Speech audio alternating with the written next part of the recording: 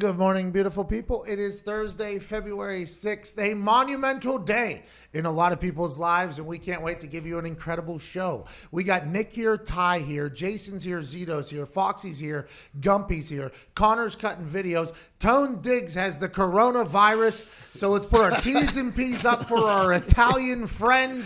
And Evan Fox, let's play some Chase Rice and have a day. It's the perfect occasion for a little vacation from the heart of the nation. Out of your medication, 2 hours of magic. Let's give it a go. Ladies and gents, it's the Pat McAfee Show. It's the Pat McAfee Show.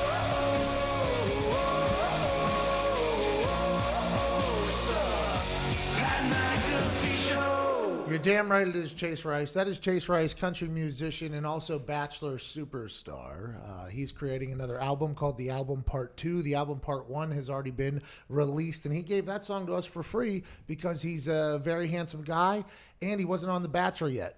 And I assume that we'll never be able to get something like that from him again, but I'm very, very thankful. Today is Thursday, February 6th. And although I joked about Tone having a coronavirus, it is possible. Everybody in his house has been sick for like 4 days. And it finally hit him. So I sent him home instead of him coming in here and infecting all of us. T's and P's to Tone Diggs. We hope you feel better, pal. Yesterday, Wednesday, February 5th, we led off this show, okay, with a sport that has been long called America's pastime. A sport that my father wouldn't let me play because it was so damn boring. A sport that I never truly understood until I played professionally in the Frontier League, starting right fielder for the silver medalist of the Frontier League, the Washington Wild Things.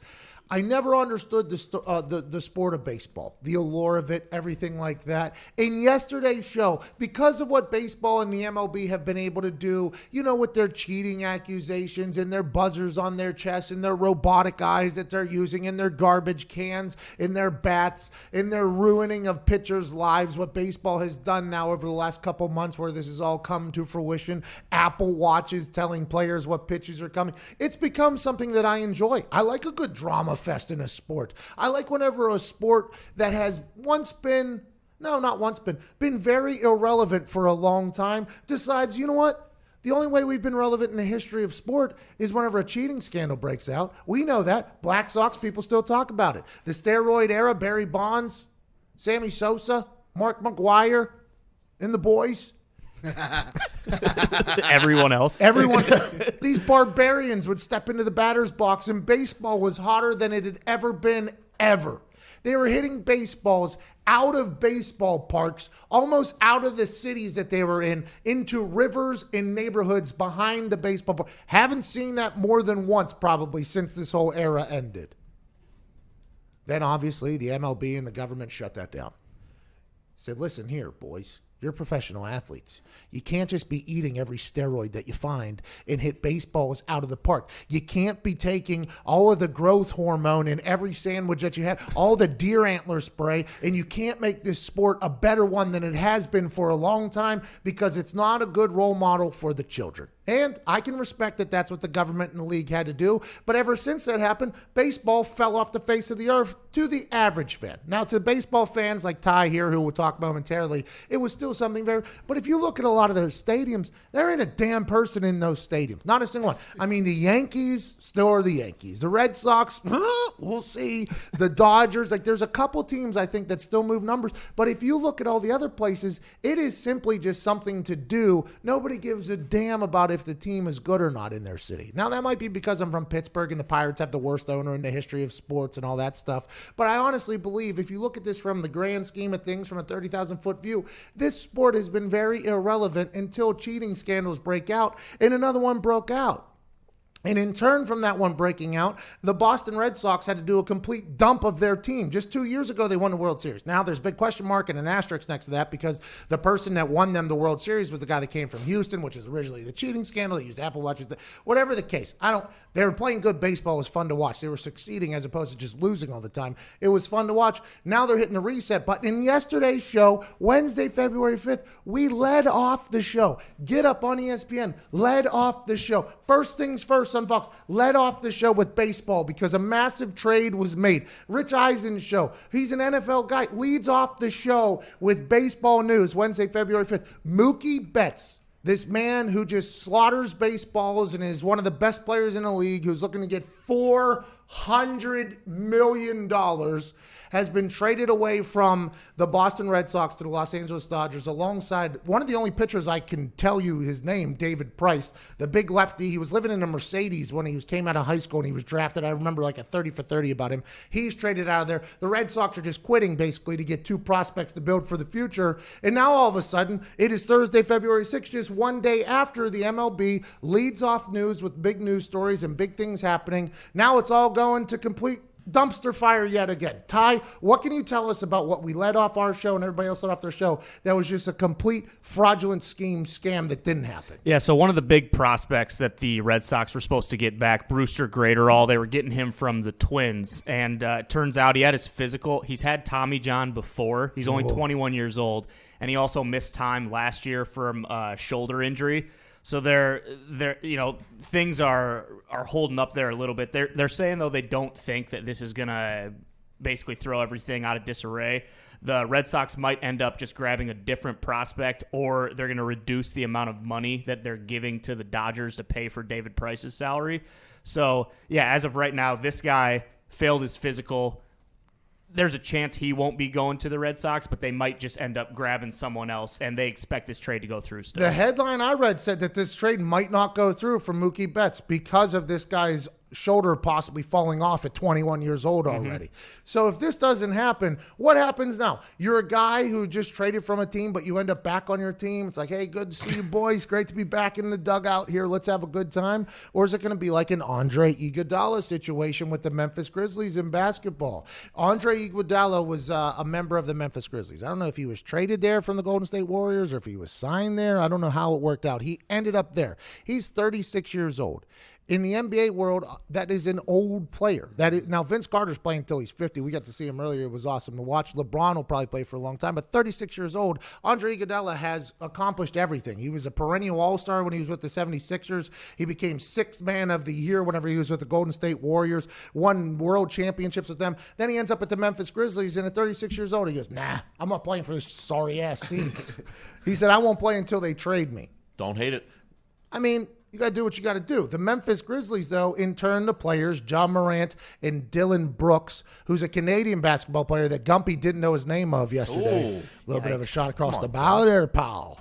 A little bit of a Canadian ball tap there, pal. Is that right? Why didn't you know his name? That's tough. That's on me. Yeah, you look bad. Canada said you look bad yesterday. I got a lot of tweets saying that Gumpy does not represent all of Canada because he couldn't name another Canadian and Dylan Brooks. But anyways, John Morant and Dylan Brooks of the Memphis Grizzlies come out and say, to hell with Andre Iguodala. We want to trade him, and then we want to bury him, basically is what they're saying. So everybody got their wish. Andre Iguodala, at 36 years old, was traded to the Miami Heat, who are a good team this year. Jimmy Butler has been leading them in good fashion. The Miami Heat are excited. The Miami fan base is excited once again. It's been a while since this has happened. And he just signed a 2-year extension with the Miami Heat worth how much? 2 years, $30 million. The thing about it, though, the second year is a team option. So the Heat, if they don't re-sign, if they don't pick up the team option, they have money to have a max player next year to sign. Well, that doesn't matter in this situation. Andre Iguodala played this thing perfectly. Absolutely perfectly. He gets traded out of Memphis. He ends up at Miami. Mookie Betts is trying to get traded out of Red Sox to get $400 million. Players in all sports are starting to control their destiny. And when I say that, whenever I say that the GOAT in football is doing the exact same thing as these guys are doing. Mookie Betts wanted $400 million with the Boston Red Sox. They offered him $200 million. He said, nah. They offered him $300 million. He said, nah. They said, okay, well, we're in the middle of a scandal, a PR nightmare. We have to reset. We'll get rid of you anyways. Now, granted, a 21-year-old with a terrible shoulder might ruin this whole thing, but Mookie Betts is going to get $400-some million now with the Dodgers, right? Andre Iguodala gets traded out of Memphis to Miami. He ends up from Memphis, Tennessee, which is a great place. We were in Memphis. Yeah, lovely city. Lovely city. Memphis is a good, but now he's in Miami, and he gets an extra $30 million potentially if the second year is picked up. He played his cards right. And I don't think anybody has done what Tom Brady has done with free agency and controlling his future. It started before the season even began.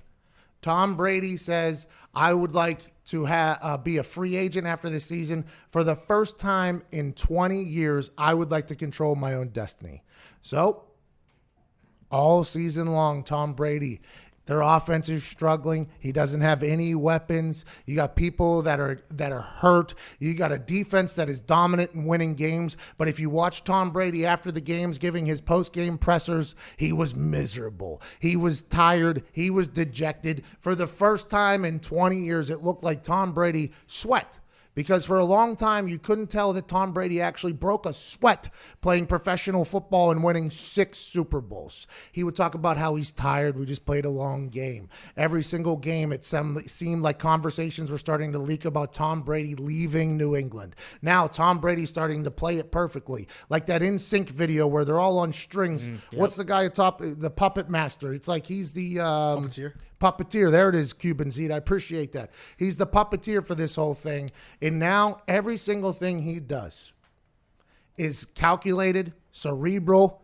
It's all in an attempt to get as much leverage as possible, which if you're the greatest player in a sport's history and you're a free agent and you know how to play the game a little bit, Tom Brady is just setting a blueprint for other football players. First, it was the Las Vegas Raiders meeting with Mark Davis at the UFC fight that he just so happened to go to all by himself. Chase Winovich was there, but he was all by himself mostly. Nobody else. He kind of walked in the back door, was seen talking to Mark Davis for like 20 minutes. Picture hits the internet. It goes crazy. Neither of them come out and say, oh, it's nothing. Tom Brady never came out and said, oh, it's nothing. Then there's the cerebral cryptic photo of him walking into the stadium, left without comment, just so everybody can talk about it. Then there's the rumors that his family was in Tennessee and Nashville looking for a new school because he's friends with Vrabel. Then now, just last night, he does a Q&A on his IG story. And the question that he asked the people to ask about was about the TB12 training. Obviously, if you've ever done an IG story Q&A, his thing just got loaded up with the same question. Where are you going? Where are you going? Where are you going? And this is what Tom Brady responded with. A video of him dead-faced, deadpanning, shake of the head, no eyebrow raising, no blink because he is an alien. No, his mouth is completely straight. He didn't smile. He didn't frown. He just stared at the camera, nodded his head, shook his head, on to the next one. Do you know how many takes that had to take Tom Brady? Tom Brady took at least 10 takes on that because he thought maybe if he smiled, so it would mean something. He thought maybe if he lifted an eyebrow, which I'm not 100% sure he could do. Tom Brady has played this perfectly, and I think the more and more and more we all think about it, he's going to get broken off at the age of 40. What is he? 42? I think 43. What is he, Connor? 43. Oh, Connor just came in from the back room. Connor, your guy Tom Brady had met with Mark Davis. Your guy Tom Brady has left all of these basic hidden messages that he's gone. The movers were at his house in Boston just yesterday. I mean, now he releases this video with a dead face. I assume it took him about 4 to 5 times legitimately to rehearse to put that out. In your eyes, as a diehard New England Patriots fan, how does it feel to know that each day that passes is a day closer to the inevitable dynasty coming to a crashing end when Tom Brady decides to leave? First of all, when you sell your house, movers do come and take your stuff out of it, so that's normal. We knew that. Completely normal. Second, I mean, did you look at his face there? He gave one of these, he gave one of these, he gave a nod. We all watched the commercial. He said, I'm not going anywhere. So he was answering that question like, why are you asking me this? I just gave you an answer. Obviously, I'm staying in New England. I do believe there's a chance that he does stay in New England. And I'm saying that because he talks to Mark Davis. There's an entire buzz. He was in the tunnel for the Miami Dolphins Stadium there for the NFL Top 100 next to Tom Brady for how long? Probably 30, 45 minutes, or next to Bill Belichick for 30, 45 minutes, if I had to guess. I would assume that there was potentially conversation between old Bill and Tom. They were both in pictures, bright, smiling. Bill Belichick's flexing his rings in the camera, which is not normal for Bill Belichick to do. It just feels like there's a chance. it feels like a chance that he does go back now at this point. He's gonna go back. And in my eyes, I thought there was no chance he goes back. I thought he was fed up with how it was going. I thought he was sick of the asterisks about Bill Belichick being the reason why he wins. I thought he was sick of taking the pay cut after pay cut to help make the team better. But now he takes a pay cut and he doesn't have a team around him. The first year Gronk's gone, they did basically nothing to replace him and help Tom Brady's life out. I thought there was a 100% chance he was gone. But the more and more as it goes on, and the more and more smart humans that know inside information that are speaking on television are like, according to my sources, it seems like Tom is probably staying in New England. It's just more and more heartbreaking. And to be honest, I want to see him go somewhere else. Everybody talks about it. Colin Cowherd talked about it yesterday about how it looks weird for people to be in other jerseys. Everybody says it would be weird to see him in another jersey. Well, you know what? Peyton Manning was the Indianapolis Colt. He has a statue literally in this city that's bigger than any other statue in the city. Like, I'm sure there's humans in the past of Indianapolis that have done things here. Okay, I'm sure there's maybe the person that founded this place, probably whatever, probably a pretty important human in this.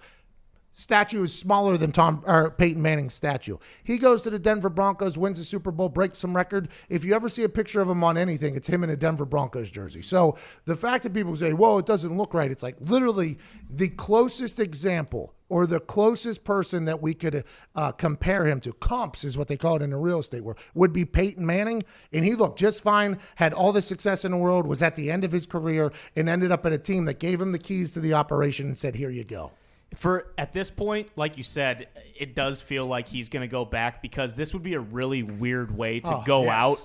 This would be worse than the decision by LeBron, by the way. Thousand times worse. If he just toyed with New England like just this. trolling him the whole time. Terrible. It'd be terrible. Savage. Absolutely savage. But this would be considered worse than the LeBron situation. Yeah, I think so. Absolutely. He strung us along for, 3 months now? This would be brutal. You know, Cleveland people are very loyal and diehard fan base or whatever, and they burned LeBron's jersey when he left, but when he came back, he was welcomed. Boston, I saw what happened with Adam Vinatieri every time we came back, right? Before the game started, there was very nice to Adam Vinatieri, and Adam Vinatieri didn't troll, didn't do anything like this. He just was offered a substantial amount more money somewhere else. He was like, business-wise, I got to go do this. Now, granted, he goes on to win Super Bowl with the Colts his first year there.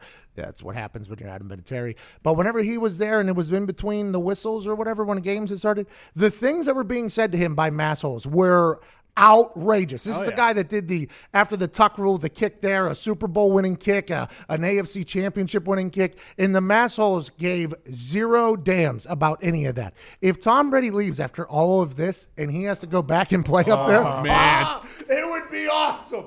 It would be it would be must-see television to just hear what's being said by all of the wicked, awesome folks up there or whatever it is. I mean, we're ruthless. It's part of it, you know? A savage group.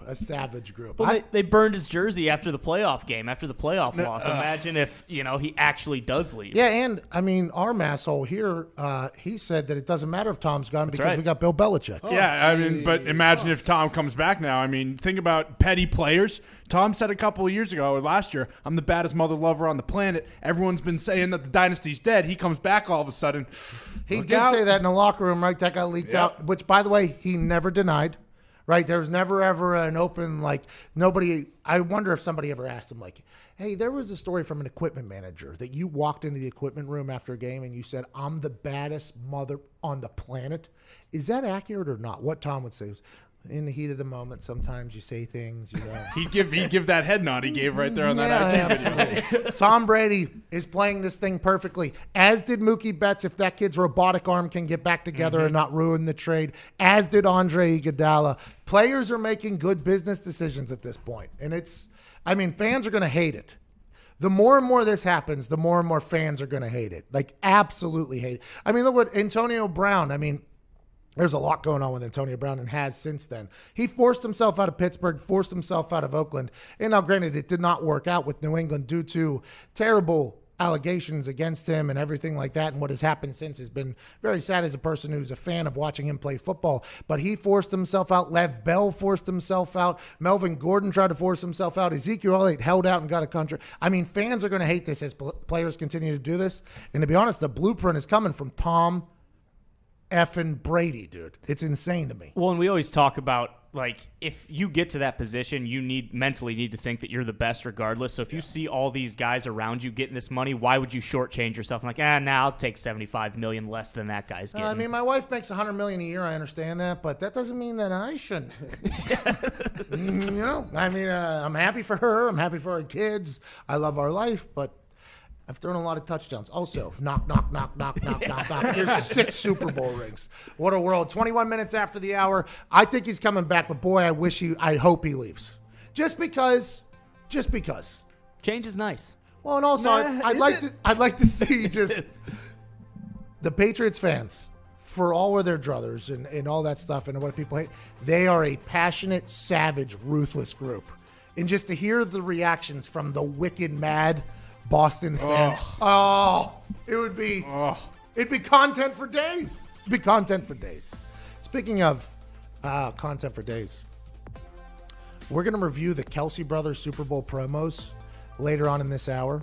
I think Travis Kelsey had massive shoes to fill because of what his brother did in that costume in Philadelphia a couple years ago. Everybody was expecting Travis Kelsey to deliver an epic promo. And I'll tell you what, it is very hard to live up to the hype of something like that, especially in the world that we live in. I think he did an okay job. The boys will judge which one's their favorite, Jason or Travis. I mean, that's what we have to do. It sucks for them. And we got Brian Westbrook coming up in about 8 minutes. Hell of a show today on this Thursday, February 6th. We appreciate you for listening and want to let you know that hiring the right people is one of the best ways to help grow your business, but it shouldn't take time away from your other priorities. With LinkedIn Jobs, doesn't have to. LinkedIn Jobs screens candidates with the hard and soft skills you're looking for so you can hire the right human fast. Things like collaboration, creativity, adaptability. LinkedIn looks beyond the work skills and puts your job post in front of the qualified candidates who match your business requirements perfectly. That's how LinkedIn makes sure your job post is seen by the people you want to hire, people with the skills, qualifications, and other interests that will help your business grow. It's no wonder a person is hired every 8 seconds with LinkedIn and why companies have rated LinkedIn Jobs the #1 hiring platform for delivering quality hires. Wow. Congrats, LinkedIn. It's not easy to get that award. Find the right person for your business today with LinkedIn Jobs. You can pay what you want and get the first $50 off. Just visit linkedin.com/Pat. Again, that's linkedin.com/Pat to get $50 off your first job post. Terms and conditions obviously apply. Don't be stupid. We're back on the other side. This is the Pat McAfee Show.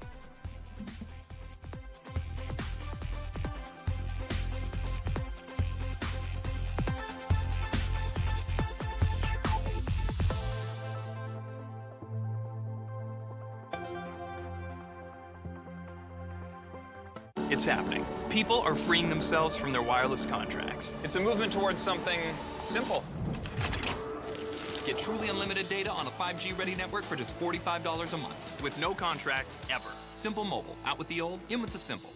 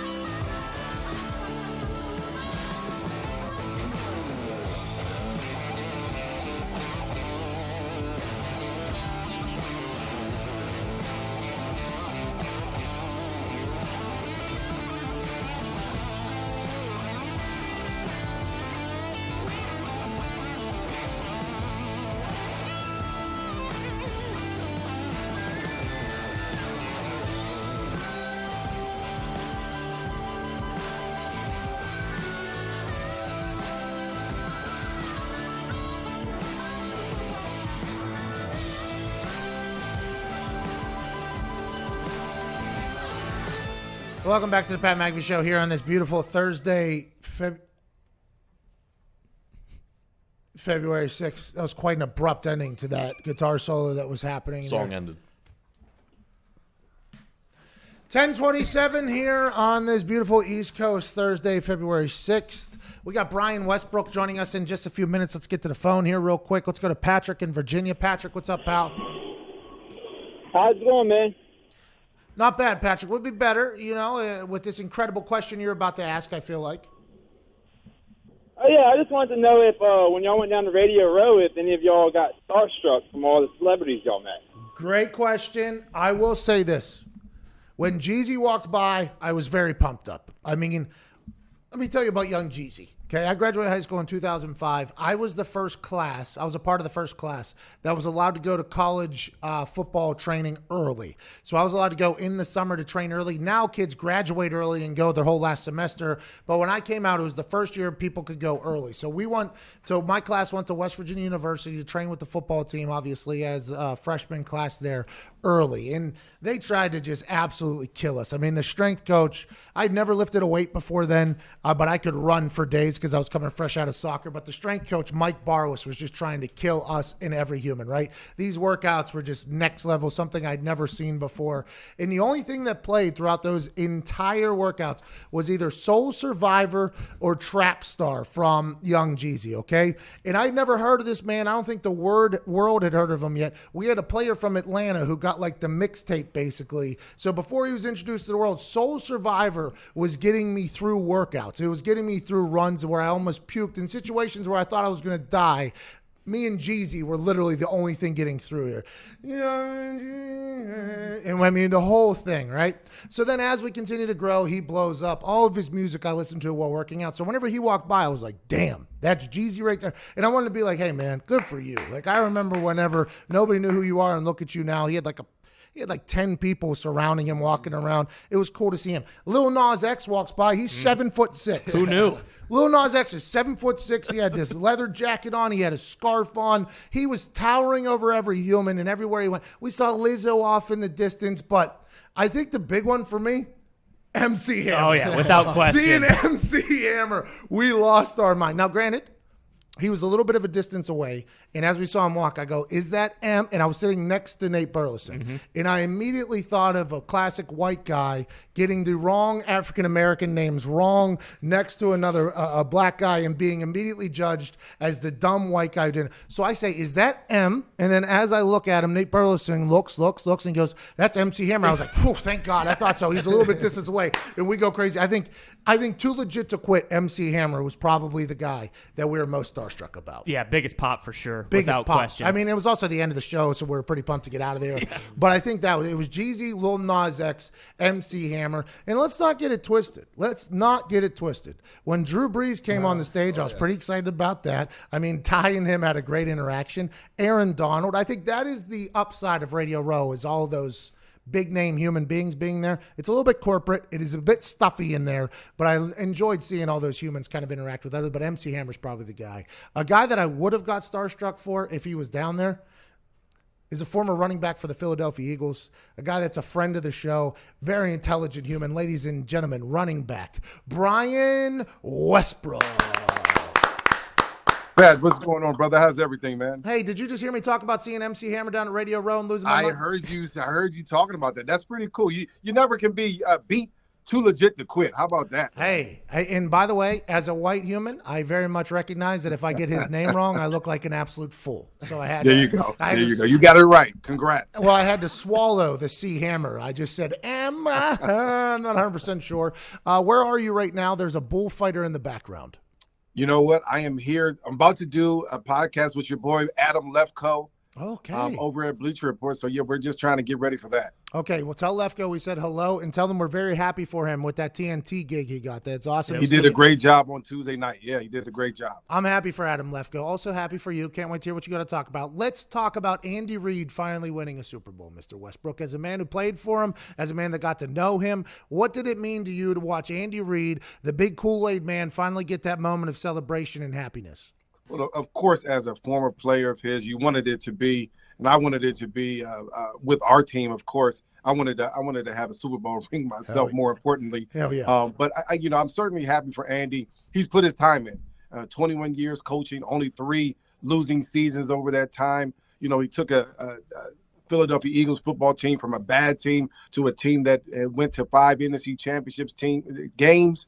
He also took a Kansas City Chiefs team from 2-14 to 11-5 the next year, and to now, of course, over the last couple of years, they've done really, really well. It's been impressive what he's been able to do. He's a quality coach, quality individual, and now he certainly has that Super Bowl ring that brings his legacy up and above a lot of other coaches that have won Super Bowls in the past. Listen to you just rattle off his stats there. Andy Reid does not get talked about enough. I don't think Andy Reid gets talked about enough. He will now because he's a Super Bowl winning coach, and the Chiefs are this team that's going to be an electric factory for probably the next 5 years, if I had to guess. Maybe 10, maybe more. I don't know how it's going to go. But Andy Reid is one of the greats all time. And there's a conversation like, has this solidified him as a Hall of Famer? Like, that's a very dumb conversation. I think he solidified that a long time ago. The Super Bowl ring only helps. Yeah, I think that he was already a Hall of Famer, and I didn't mention this stat, but it's true. The Philadelphia Eagles were 3-13 before Andy got there. They were 5-11 his first year, and then, of course, we played 5 NFC championship games in a Super Bowl. So, hey, listen, you're talking about one of the best play innovators the game has seen, one of the best now. And just think about it.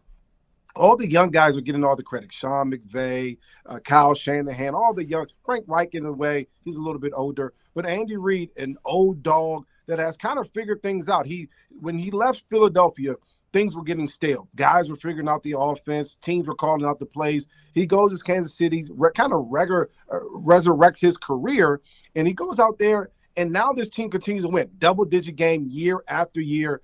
And that offense looks totally different than the offense that we played with in Philadelphia. Looks totally different, and it's because you have a different quarterback, of course, but also because Andy Reid, he knows how to use talent. He allows his players to be themselves, and he puts them in the best space for them to be successful. And so he's just done a great job. He put Patrick Mahomes in the best space to be successful. I mean, that guy is potentially up for a $200 million contract. Obviously, they send Alex Smith down the road to Washington. A lot of people questioned it. A lot of people had no idea what they're doing because it was Alex Smith's best year of his entire career.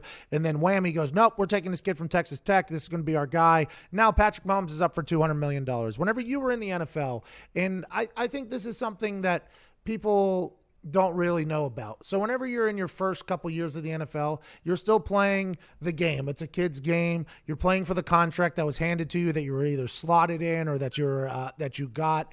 And then whenever you finally get to a contract negotiation, you quickly realize that it's Pawn Stars and you are the thing that's sitting on the table for Rick to negotiate with. Right. And he's the one saying like, well, it's a little bit dinged up. It's going to sit on the shelf for a little bit. It's this, it's that. That's when you realize that it's a real business. Right now, Dak Prescott down with the Dallas Cowboys, which obviously Philadelphia Eagles are massive fans of. He's in a situation where everybody's saying like he's going to get franchise tagged, and then there's people saying he should sit out. There's no way the quarterback of a team, the face of a franchise, even if he does get franchise tagged and he doesn't like it and he has earned and deserves a long term, there's no way he can sit out and not sign that franchise tag if they give it to him, right? I don't know, man. I think he kind of saw how the things went with Zeke earlier this season where he sat out and he got the contract. And if you're Dak, you're saying, I would be saying the same exact thing. If I'm the quarterback of your organization and the face of your franchise, there should never be a situation where you would even allow me to sit out, which means you probably should just pay him the contract. And that hasn't really happened. But here's the other part. If I'm Dak Prescott, I'm saying, okay, I just had the best season of my career. Literally the best yards, best touchdown. Everything was the best of my career. Yeah, we didn't win the championship. We didn't make the playoffs, but that wasn't totally my fault. Some of it certainly was. But if I just had the best season of my career, what else do you need to see? You saw the improvement from last year into this year. You saw what we've done in the past. We made the playoffs 2 of the last 4 years. We won the division 2 of the last 4 years. What do you mean you don't want to pay me? You're not sure that I'm the guy? Well, go find someone else and allow them to be a guy and try to figure that out. Allow me to go get my money somewhere else. But up to this point, Dak has not been paid, and I would be absolutely frustrated in considering sitting out the same way Dak is if they wouldn't pay me before the season starts. That would be catastrophic for the Cowboys if Dak Prescott said, nope, I'm not signing it and sat out. Just for a team that always wants to perceive as if they're doing the right thing, right? Jerry Jones always wants it to be perceived as I'm doing the right thing. Didn't fire Jason Garrett whenever he should have because he said he views Jason Garrett as a family member. He wants to do this the right way. Like kind of with everything. Like there's even stories that he asked Troy Aikman to help him design the press box where it's at for the new stadium because he knew Troy was going to be in it. Like everything Jerry Jones is to give out the image of, hey, we're trying to do the right thing. If you're a quarterback that has overplayed his pay by far, he retired a guy that you consider an all-time great in Tony Romo. And if he just says, no, I'm not playing anymore unless you pay me, that would be a massive statement from Dak Prescott. A massive statement. And I don't think Jerry would love the way that looked. He would definitely hate it because, again, for the most part, they're not a bunch of franchise figures, the face of franchise that are holding out because they're usually taken care of. In this situation, he hasn't been taken care of. And, of course, and you mentioned it, he's already outplayed his contract because he wasn't drafted very high. And so now he deserves to get paid. I'm not sure what else they're looking for to see from Dak Prescott. How was your contract situations, the negotiations? Did it ever get awkward in there or did everything go smooth? It was always awkward, and it never went smooth. But at the same time, the team has to do what's best for the team, and what's best for the team is to win football games. Dak Prescott, as well as myself, we were part of winning culture of football teams. And so at the end of the day, you have to end up paying those guys. And if you continue to wait, the more the money goes up. And that's what happened with me. And I think that's what happened with Dak Prescott as well. Oh, did you give him no, I'm not signing that. I held out during training camp. I came back, ended up getting paid in the middle of the season. But, sometimes it goes like that. Sometimes you got to hold out just to create some leverage. And really, it's funny that we mentioned leverage because I think that's the same thing that Tom Brady is trying to create with some of the things that he's doing. Just some leverage, just some fan engagement to say, hey, we want Tom back. And of course, the Patriots came out and said, yeah, we'll pay him up to $30 million or something to that effect, which is a good start. But if I'm Tom Brady, I want more money too. So creating leverage certainly does work. They say if you win the mob, you win Rome. Right now, I don't know if all of New England is split or 100% behind Tom Brady, but it does feel as if he's puppeteering this entire thing in a beautiful fashion. He could end up at 6 teams, and everybody would be like, that makes sense. But it seems like as the days go on, is there any chance that he tells the Patriots fans, after all of this savage trolling that he's been doing, sayonara, and will this be received worse than the decision came from LeBron James? Well, I think that there's no chance that Robert Kraft, the owner, allows him to get out of New England, whether it's going to take 30, 31, 32, whatever that number is. He's the greatest of all time. He's the reason why you've been to 9 Super Bowls and won 6 of them. He's the reason for all of that. And so why would you ever allow him to leave? To me, if I have that guy on my team, whenever he's retiring as a Patriot and never have played for another team. And that would be my decision as the owner. And if I'm the Patriots, let's say I get a rookie quarterback. Let's say I get anybody other than Tom Brady. I have to put weapons around him no matter what. So why wouldn't he just put weapons around the greatest quarterback of all time and allow that to be figured out that way? You still have Belichick. You still have Josh McDaniels. Now you put weapons around the GOAT and try to win a Super Bowl that way. Every other year from 2014 until now, the Patriots have won a Super Bowl. This year was an off year. They didn't win a Super Bowl. They lost the first round of the playoffs. Next year would continue that trend where they would win another Super Bowl if that trend continues. We're talking to Brian Westbrook, 2-time Pro Bowler and running back in Eagles Hall of Famer. My final question for you is this. New CBA is up, right? In the last CBA was up. Were you still in the league whenever the last CBA was up, yeah? I think so, yeah. 2000, right at the end. Yeah, 2010. Were you part of the lockout and all that stuff? I think my last year I wasn't signed at the time, and then I guess it got signed, and then I signed with the 49ers that last year. The lockout was the best thing ever. I assume for rookies it's terrible, but for everybody else it was like a spring break. It was a vacation. They're like, hey, we'll see you at training camp. It's like, sounds good to me, man. That's right. I'm going to go tour the world real quick. But it seems as if there's a chance that that's going to happen again, right? And DeMaurice Smith came out and said that if we want everything we actually want, it's going to take a 2-year work stoppage or something like that, which I don't think is possible right now with all the money that's up for grabs. grabs and people's livelihoods, and families. I don't think that's possible. But this CBA seems like it's going to come down to the 11th hour, maybe even past it. And a big conversation starter and ender, I believe, is going to be the 17-game season. How do you feel about the thought of a 17-game season if there was an extra bye week included as well? As a player, and I knew how I felt at the end of 16, to add another game, that kind of worries me. I understand the health aspect for some of the guys, especially, adding another game. I don't know that just one more game, 4 more quarters is going to put that much strain on your health. But, I've never really thought about it. I just think that if I'm a player, I'm saying, okay, it's 17 games. We want some other benefits coming our way in the CBA. And that may be the marijuana thing. That may be a lot of different other things. But, as a player, the leverage that you're talking about is I'm not going to play. And I'll tell you one thing the owners would never want. They don't want to stop collecting those TV checks.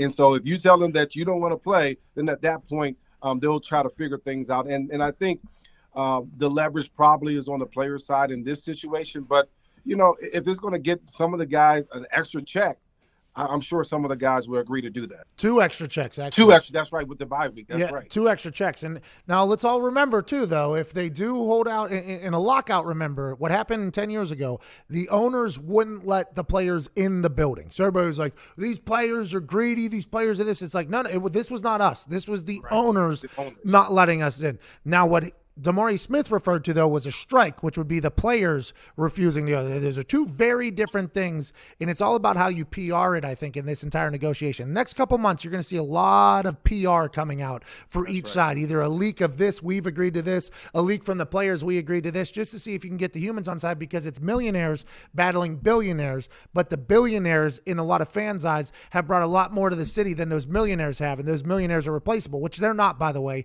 unless you're expecting Shane Falco to come in and do very good. Those millionaires are not replaceable. This is all just going to be one big work. I'm excited to see how it works out. I can't thank you enough. Good luck with the podcast. Tell Lefko we said hello. Ladies and gentlemen, 2-time Pro Bowler, superstar, Eagles Hall of Famer, Brian Westbrook. Thank you, Brian. Thank you, guys. All right, we got to get to a break. There's this guy that we've been telling you about in Philadelphia. Hey, he's good. Yeah, very good. He was really good at football, too. I didn't know he held out. That's a big deal. Hey, that's business there. That's a massive decision. Like me, I'd be like, if I hold out, they're just going to cut me. So whenever I hear about these guys who are very vital to their team being like, nah, I'm not doing it, I'm like, the gut sack on that guy. Do you think it would have been different if he would have been doing it today because a premium was a little bit higher on a running back, probably back when he held out? I would assume, but Brian Westbrook was also an absolute weapon for them. For sure.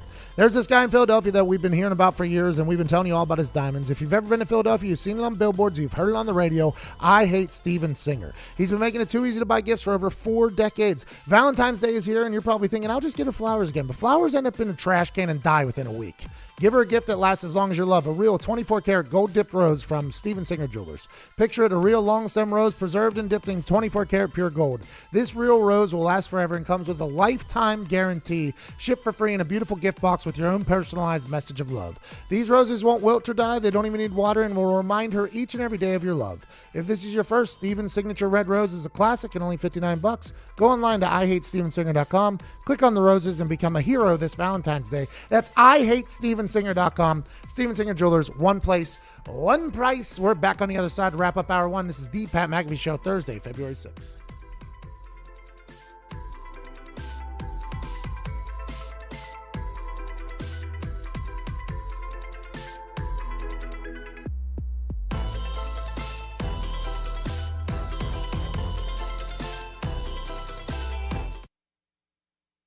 You get the no contract advantage. Unlimited talk, text, and data now for $30 a month. Now on a 5G ready network with no activation fees ever. No confusion, no complexity, no frustration, and no contract. Ever, ever, ever. Now get unlimited talk, text, and data for $30 a month. And now 5G ready. It's our best deal ever. Buy yours now at nationwide retailers or at Simple Mobile dealers. Learn more at simplemobile.com. Simple Mobile, out with the old, in with the simple.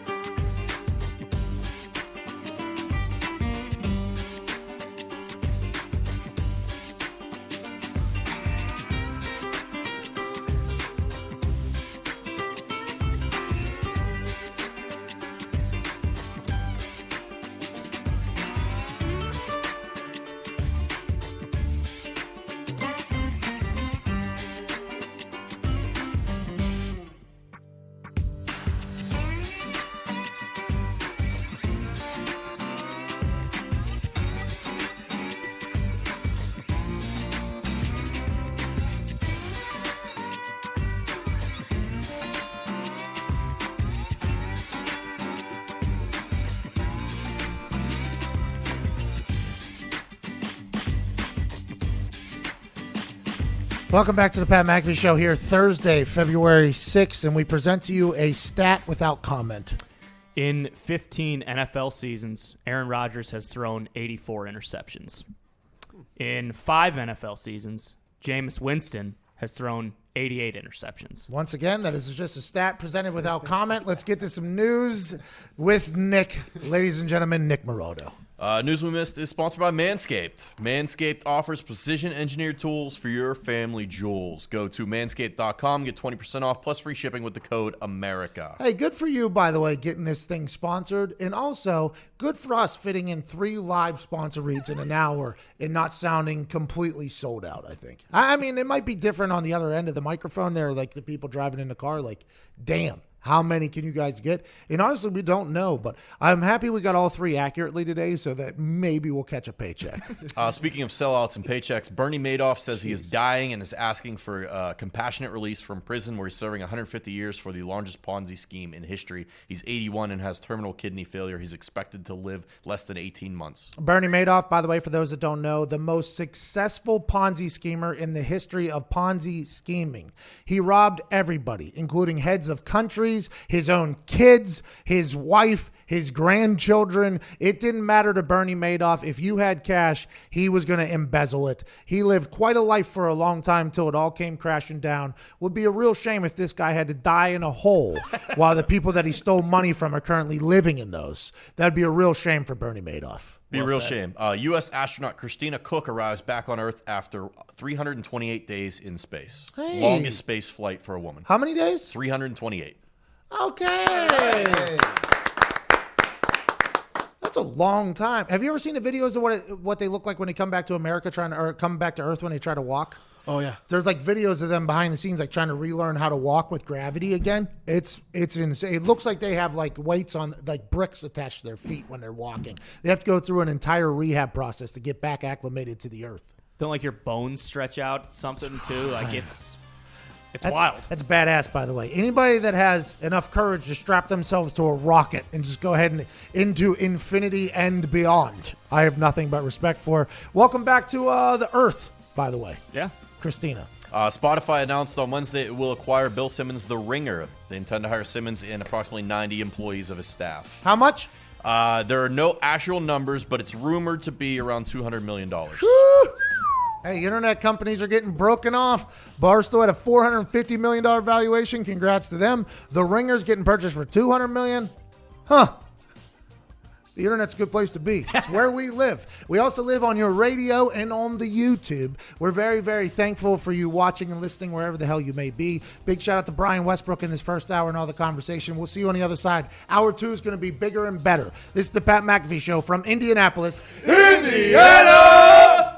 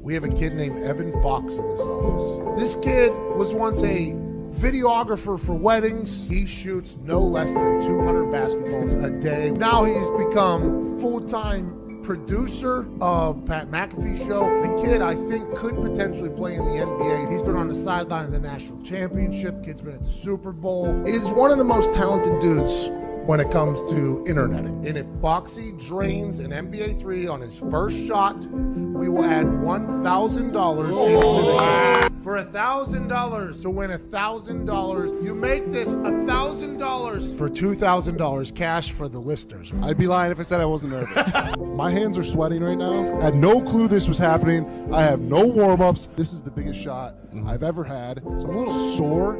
I've never had a shot worth $1,000. I've never had a shot with this many eyes on me. But hey, I have no excuses. That This wasn't isn't an excuse. Knees weak, arms are heavy. Go ahead, Foxy. Kid from Michigan with a beard. Evan Foxy with a fresh fade. Couple dribbles. He gets set. He steps up. He puts it up. Mom spaghetti. He's nervous, but on the surface he looks calm and ready to drop bombs.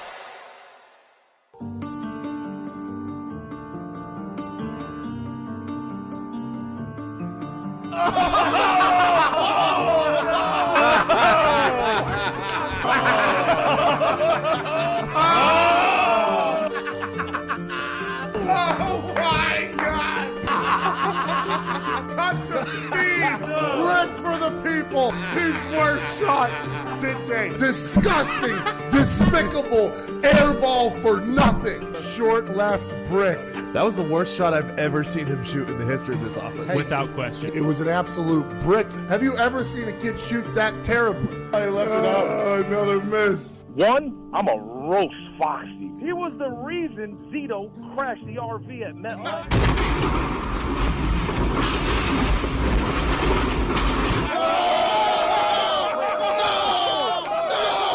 Foxy, you might look good, but you're a jinx, cuz you're like... He's dead. He's dead. Rest in peace, Foxy.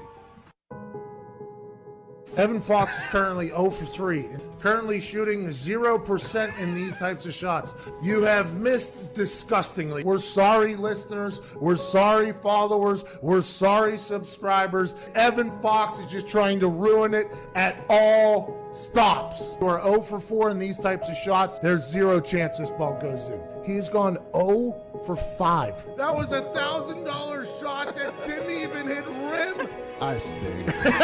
In front of the millions and millions of people. He held it up too. That's tough. That's embarrassing. The kid who never misses when the camera isn't on. Evan Fox, who's very handsome and very talented, will attempt to shoot for $2,000 cash for the listeners. We will give away 2 great... Oh, he passes it to himself off the brick. He steps up for the wing.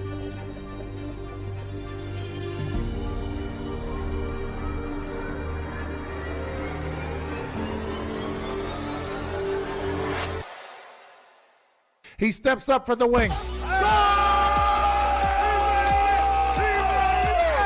am so happy he hangs on the rim in an attempt to break it. We will give away $2,000 because Evan Fox is now 1 for 7. And nothing but splash for the young, handsome Evan Foxy. Wow, what a day. I am so happy for you.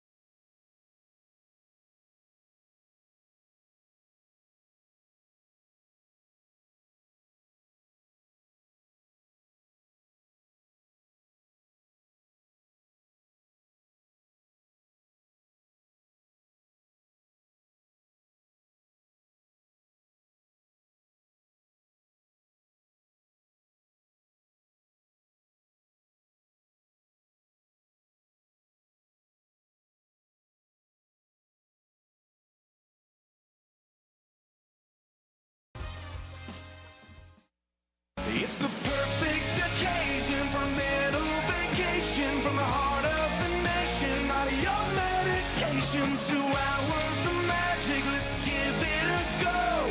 Ladies and gents, it's the Pat McAfee Show. It's the Pat McAfee Show.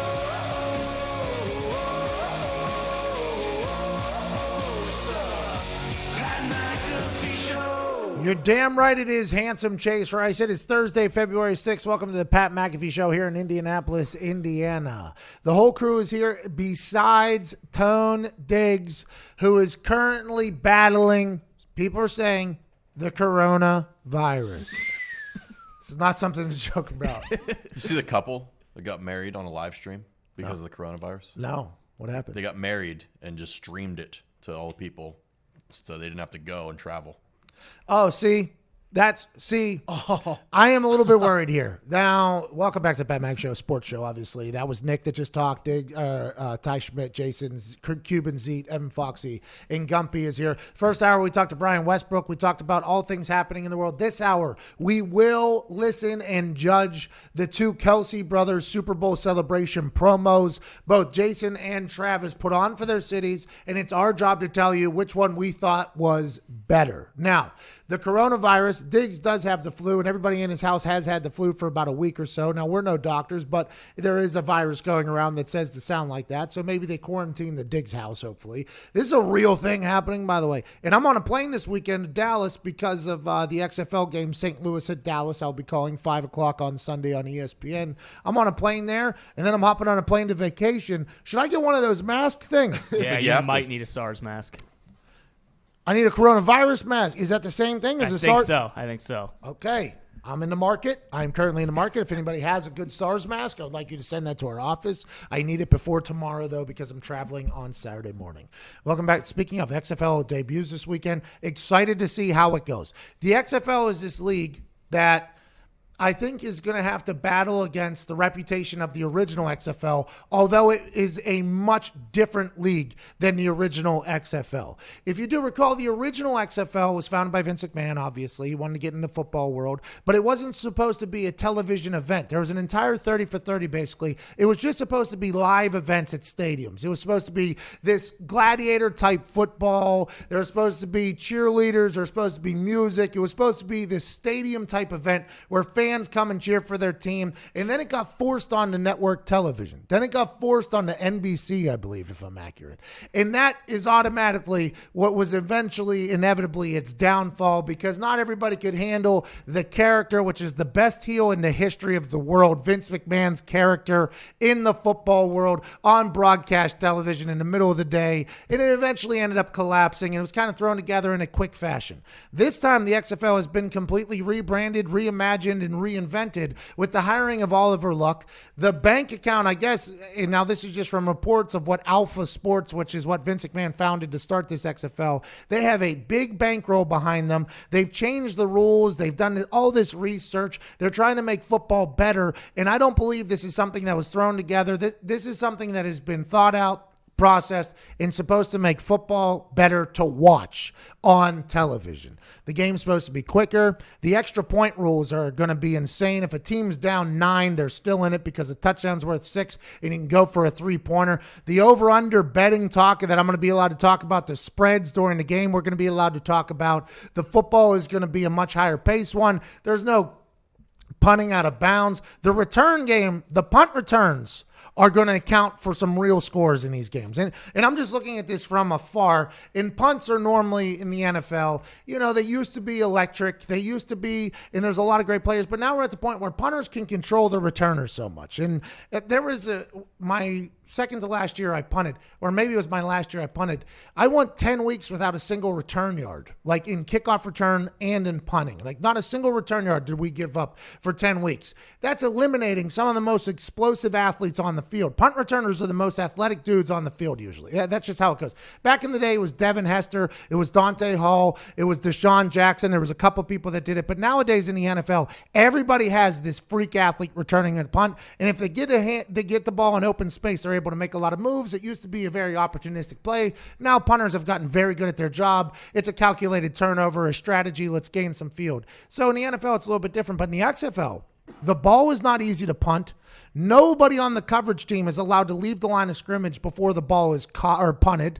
I mean, it's just going to open up the field a lot. I think there's going to be massive punt returns. I think the kick returns are going to be interesting because they move the coverage team down the field to the 35. They can't leave. But I think all the little aspects of the game that could be considered down points for the viewer, the XFL has legitimately tried to ramp those up in entertainment value. And I think this weekend we're getting a peek at what could potentially be a lot of new rules in the future of football and the future of NFL, but also maybe changing and reimagining football a little bit. I'm excited to be a part of that game on Sunday at 5 o'clock on ESPN, and I can't wait to hear what flows out of my mouth while I'm sprinting down the field with the quarterback, running back, or wide receiver while he's about to score. I'm going to look like that red-headed ball boy from Florida State. Red Lightning. Red Lightning. I'm going to look like him running down the field with a microphone next to him. I'm very excited to be a part of it, but I hope that everything that they've imagined, and I hope that everything that they've pieced together does make football better for the viewer, because, to be honest, we're in a changing world. Everything has to change with the times. I'm not saying football at its core should ever change, because I think it's the best sport on earth. But if you can do some things to speed up the game a little bit or change it a little bit, I think that's something that people would definitely think about. Really smart leaning into the gambling angle like that too, and encouraging people to, live bet the game and things like that. So it's not necessarily like, you get all these people who maybe don't really care about it, but you got $20-25 on the game, like that's going to bring in a lot more people who probably wouldn't watch it otherwise. And who's your team? DC Defenders, baby. See, this is what I like about it. You can just absolutely throw a dart at a dart. There's Red Lightning. Red Lightning is obviously the ginger ball boy from Florida State from back in the day that used to outrun 5-star recruits from Florida State and other schools in the ACC while they're scoring a touchdown on the sideline. That's what I'm going to look like in the middle of the field with a microphone interviewing somebody as they're running in for a touchdown. I don't know if I'm allowed to do that. I made a declaration whenever it was announced to me and to the world that I was going to be on the XFL coverage as a sideline reporter / analyst. It was announced to me and everybody on the same day. The announcement that I made was, I'm going to have unprecedented access. I started rambling off a bunch of things, and I didn't know if any of that was accurate. I had no idea. And then they came in, they're like, yeah, that's exactly what we want. We want unprecedented access. So it should be a good weekend. I'm excited to see how it goes. Now, the thing that did come from the XFL original was the Skycam. Right? That made the world a lot better. That made NFL a lot better. I wish the NHL would utilize that more, but they choose not to because they're stuck in their ways, and it's a sport that nobody really cares about outside of cities that have a hockey team. Undeserved shot. Huh? Undeserved. They use it in the Stadium Series. It's tough to do it in the arena. Is it? Yeah, it's Jumbotron in the middle of the ice. Figure it out. You can drop down there. I mean, we got drones flying. In like Celine Dion had a concert. She was flocked by 600 drones that were designing things behind her. Don't trust them. They could go rogue at any moment. Those propellers chopping people's fingers off, it's dangerous. Never happened to me. If it's good enough for Celine Dion, it's good enough for the NHL. I just would like the NHL to know that. I would like the NHL to know that. But neither here nor there. The XFL did change the game of football already one time, even in short existence, which everybody considers a failure. It did with the Skycam coming in. So I'm pumped to see what the XFL eventually does. Now, in the big boy league, the NFL, we have to talk about what's going on there. Dak Prescott has been allegedly rumored going to be franchise tagged by the Dallas Cowboys after playing out his contract, his rookie contract, which was underpaying him massively. Dak Prescott was not a first-round draft pick. Dak Prescott was not like the top draft prospect of his class. Dak Prescott was a quarterback that was supposed to back up Tony Romo. Then when he got his chance to play, Tony Romo ain't never see the field again. Tony Romo would then go on to become an incredible game analyst, which he is, and remembered as an all-time great in the NFL without winning a Super Bowl, obviously. But Dak Prescott retired Tony Romo. Dak Prescott outperformed his contract in his past season, had his best year to date. His best year to date. They said he went to work this offseason. He didn't shoot in commercials like Baker Mayfield. He won all these things. He comes in, leads that offense without Zeke there for the first, couple weeks. Zeke was still trying to get back in shape. They go on, but ultimately they don't win games. They fire the coach after like 4 days of awkward conversations. Then they bring in a new head coach who's an offensive wizard who've worked with Montana, Favre, Aaron Rodgers, and among others. And now they're saying that this contract that everybody has expected for Dak Prescott to come, and this contract for Dak Prescott that people have asked Jerry Jones about, this contract that Jerry Jones said, my hands don't get cramps writing, allegedly is not going to come. Instead, it's going to come as a franchise tag for $27 million just to see if he and Mike McCarthy get along. And now there's a full conversation on whether or not Dak Prescott should sit out. I live in the department that if I'm Dak Prescott, $27 million is a lot of money. Should he earn more? Yes. Has he earned more? Yes. But if you're the quarterback for the Dallas Cowboys and a quarterback for a franchise and they offer you $27 million guaranteed and you just had your best year yet, knowing you're only going to get better. Now, granted, an injury can happen, so let's get a Lloyd's of London contract on your body.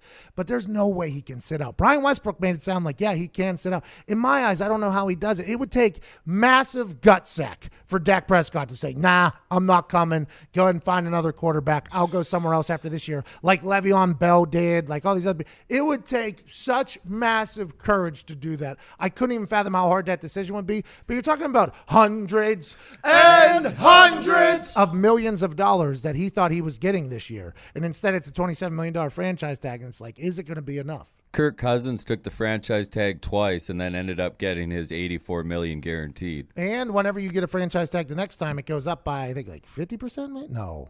There's only 14 players in NFL history that ever got it back-to-back years. Adam Vinatieri is one of them. Adam Vinatieri got franchise tagged twice. I got franchise tagged one time. Kirk Cousins obviously got franchise tagged. I believe a lot of people have got franchise tagged. And the reaction when you get franchise tagged by most people is, I've worked my ass off for a long-term contract. I've worked my ass off to get enough money to secure my future at least for the next 10 years. My family should be comfortable with how much I've done for you. All of those years growing up, all of those high school years where we weren't allowed to go to parties or do anything and I focused on football. When I go to college and I perform well at the highest of stages and I didn't make a single dollar there. I come in on a rookie contract. I proved to be everything you thought I was going to be. And then you're supposed to get that long-term contract that's supposed to set you up for comfort and everything like that. Then you get the franchise tag slapped on you. You're not allowed to go anywhere. You're not allowed to negotiate anything. This is what you're getting, and it's only a one-year deal. The overall reaction by a lot of players is, well, that's a bunch of malarkey. I don't deserve that. I deserve a long-term contract, and I agree with them. When I got franchise tagged, I saw it as me becoming a guaranteed millionaire, and I signed that thing as quick as I possibly could. So there's a little bit of a different view coming from me, from other guys, and I'm excited to see what Dak Prescott does with it. But $27 million is nothing to sneeze at, especially if he plays anywhere near what he just played like last year with Mike McCarthy around. This is with Jason Garrett around. Jason Garrett and Kellen Moore were directing Dak Prescott, right? He leading the offense, however it goes. Now you get Mike McCarthy in there like an offensive wizard with Kellen Moore still handling it, and they said they'll change the verbiage to make Dak Prescott feel good. He's going to play even better, and maybe he'll make even more money than he's expected to make this year. That's a positive way to spin it. I assume that the negative way to spin it is, well, if he gets hurt, he ruins his career and all that stuff, and he deserves more, and he should take a stand for other players. I get it. But for me, man, $27 million, you're going to ball out, go do it. I mean, I guess, and what if he puts himself in the situation, too, where he sits out like 4 games and they go 0-4? Like, that might help him in terms of, it helps him a lot.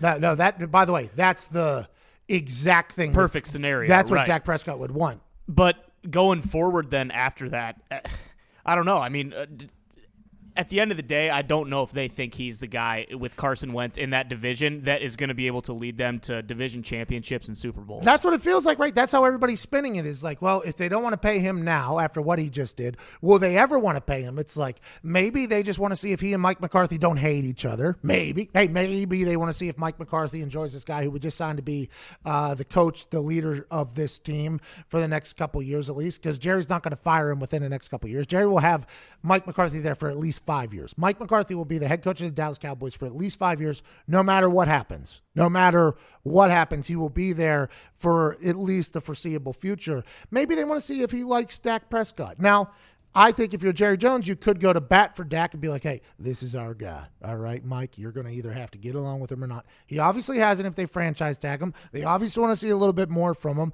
And this is going to generate conversation and buzz and distract away from whatever they do on the field for as long as this lingers around. Because we talked about it at the start of the year last year. You know, it was the hot topic of whether or not they were going to pay him. But then the narrative towards the end of the year started moving towards like, yeah, they will pay him. You know, he had his best offensive year. And then all of a sudden now after the Super Bowl, all these different sports shows are saying exactly that. It's like, well, he's no Wentz. He's never going to be able to stack up to Wentz in that division, so why would you pay him? So it's interesting that the narrative has changed that quickly. The question that we tossed out the other day whenever we heard that he wasn't Carson Wentz, if you put Dak Prescott on the San Francisco 49ers, do they win the Super Bowl? I'm not answering it. Let's get to a break. When's the last time you were driving through a storm and thought, wow, I love not being able to see a damn thing? You probably haven't. Now driving in bad weather doesn't have to be a headache thanks to the new Michelin Endurance XT silicone wiper blades. These blades last through everything. To prove it, Michelin just put their new Endurance XT silicone wiper blades to the test on a world record-breaking 16,000-mile drive from Alaska to Argentina to show just how durable these blades are. Rainier Zeitlo was the man behind the wheel, and he put in the Michelin Endurance XT silicone wiper blades through ice, snow, rain, thunder, and wind, and the blades took all of it. These blades are crafted for extreme weather performance with an advanced QuadTech 4-layer coated silicone that repels water, snow, and ice and lasts 2 times longer than other blades. Easy for you to say. Wow. The Michelin Endurance XT silicone wiper blades are real-world proven for extreme weather performance. Upgrade to the Michelin Endurance XT silicone wiper blades today only at Walmart. When we get to the other side, we will judge the Kelsey brothers. We have to do it. They're world champions. They want to speak about it. Then we got to speak about them speaking about it. This is the Pat McAfee Show, Thursday, February 6th.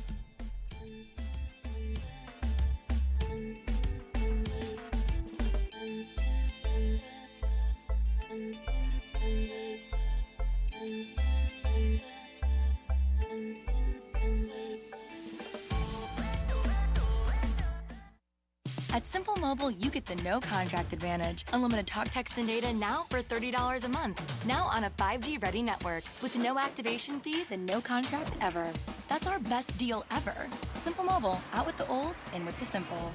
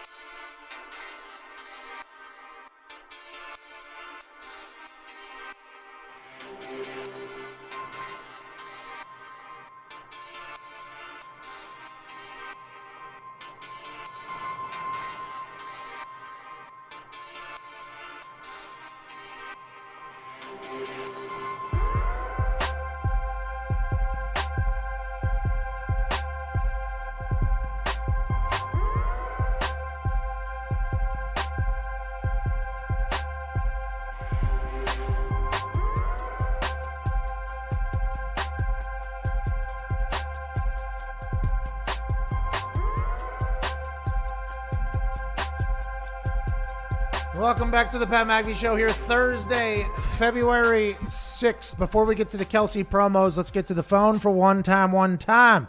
Colin in Wisconsin. How do you do over there, eh? Hey, I'm good. Yourself? Hey, not too shabby there. Did you get yourself a little cheese curds down there in Wisconsin, eh? Hey, yeah. You need to come up here and get some, actually. I know your buddy Todd's coming to do a comedy show, so you got to tag along. Come get some. I was up there for the Green Bay Packers Detroit Lions game. I went across the street from Lambeau Field, digested all of the cholesterol. There's like a place there that serves burgers. The butter burger. The butter burger, the cheese curd, the entire thing. It was magical. Cold as hell, but absolutely magical. Good people there in Wisconsin. What do you want to talk about, brother?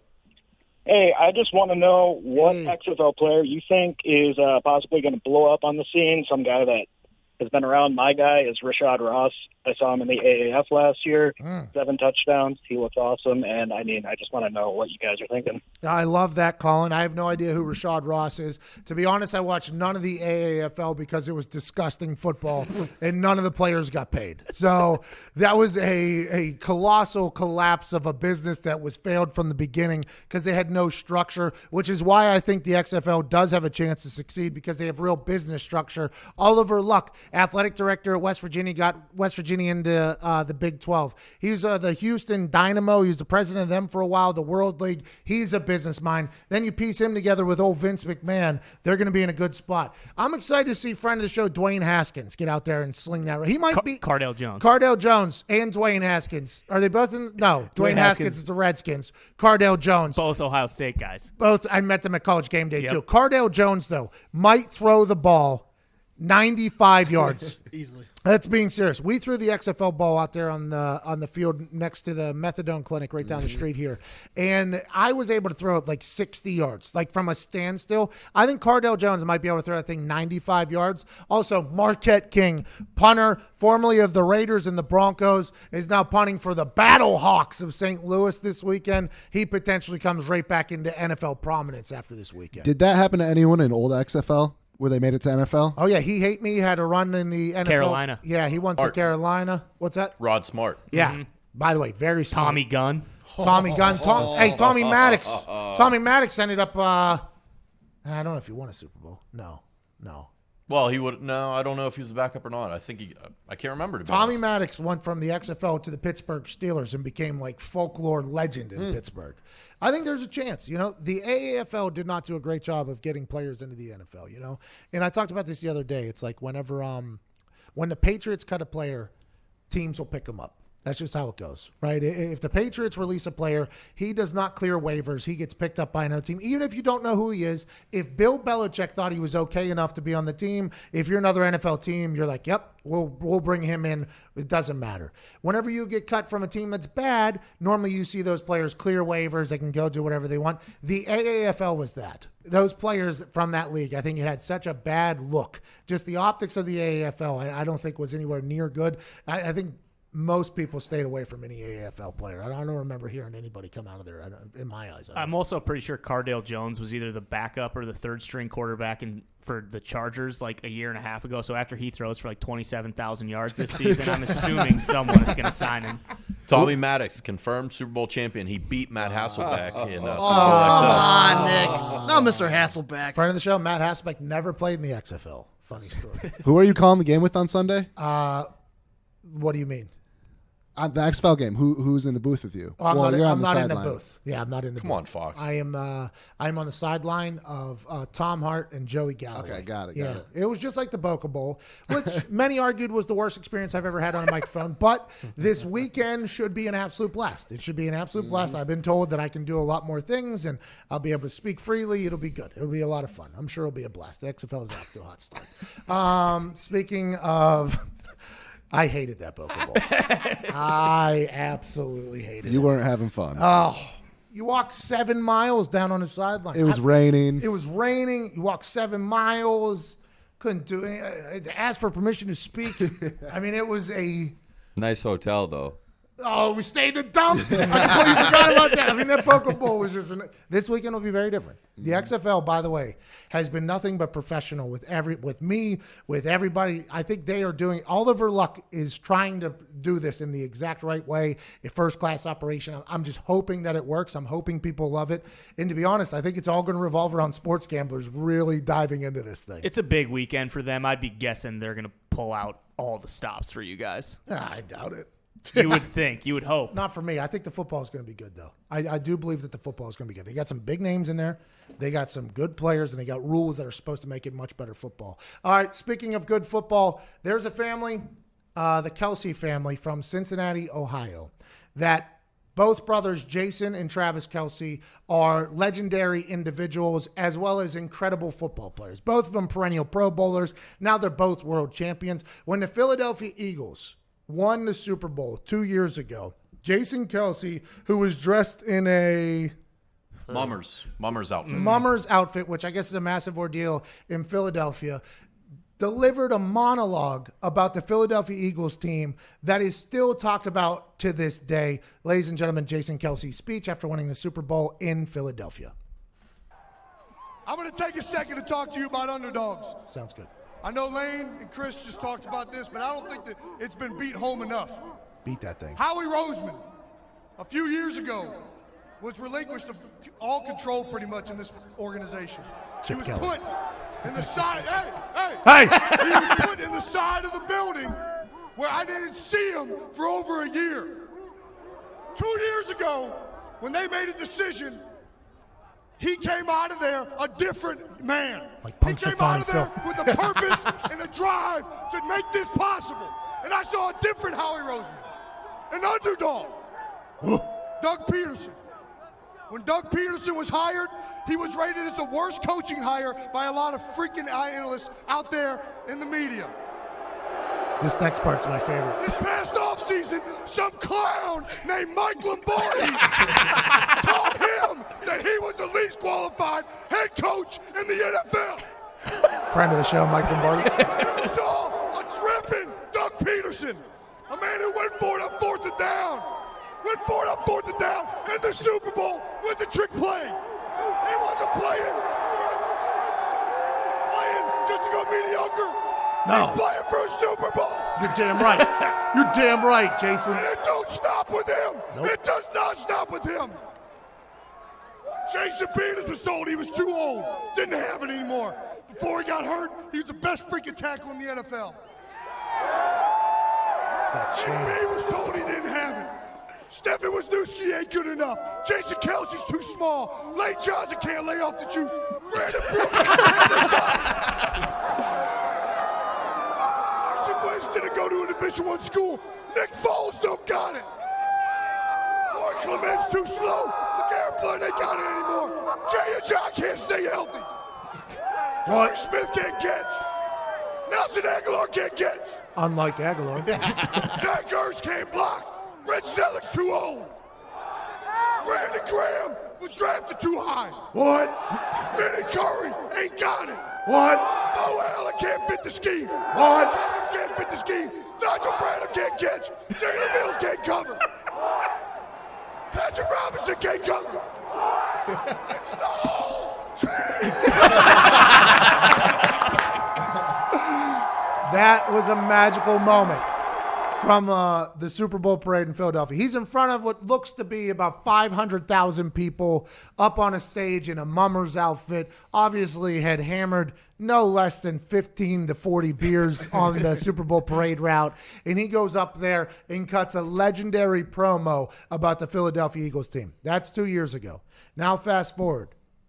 His brother Travis Kelsey wins the Super Bowl for the Kansas City Chiefs. Travis Kelsey had already started to win the Super Bowl celebration with the Lombardi Luge on the internet. And immediately after the game, the NFL Network folks told him, like, hey, you're going to have to give a speech that somehow rivals what your brother gave. And then he asked Jason Kelsey, Jason, what tips will you give Travis Kelsey for the speech coming up if he can match yours? And Jason said, this is my brother. He doesn't need my tips for the Super Bowl, and he's going to give the best speech next to mine in the history of Super Bowl parades. Okay. So they knew the moment that game ended, both brothers knew that Travis Kelsey was going to deliver a speech, and this was going to be a hyped up moment that would be in comparison to what his brother did just a couple years ago. And this is what Travis Kelsey did. 21 years. How about that? I'm going to walk this walk. How about 21 years? Y'all know what that means? Everybody here is thinking, oh, that's when I can, legally get a drink. Yeah. No, 21 years. That's how long it's just been turning for my guy Andy Reid. It's just been turning and turning and turning. And what we do, we unleash a can of whoop-ass to everybody. 24-0. I ain't trying to hear it. Down 10. I ain't trying to hear it. Fourth quarter, 6 and whatever left on the clock. Down 10.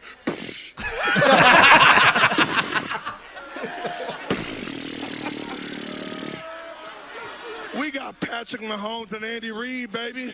How about Sammy Watkins? Woo! How about Damian Williams? Woo! How about my dog 5'5" and he ain't offsides?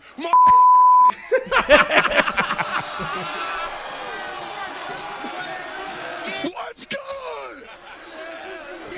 Okay. So now we have to ask the question. Was Travis Kelsey's promo better than Jason Kelsey's promo? Now, this has to be mentioned.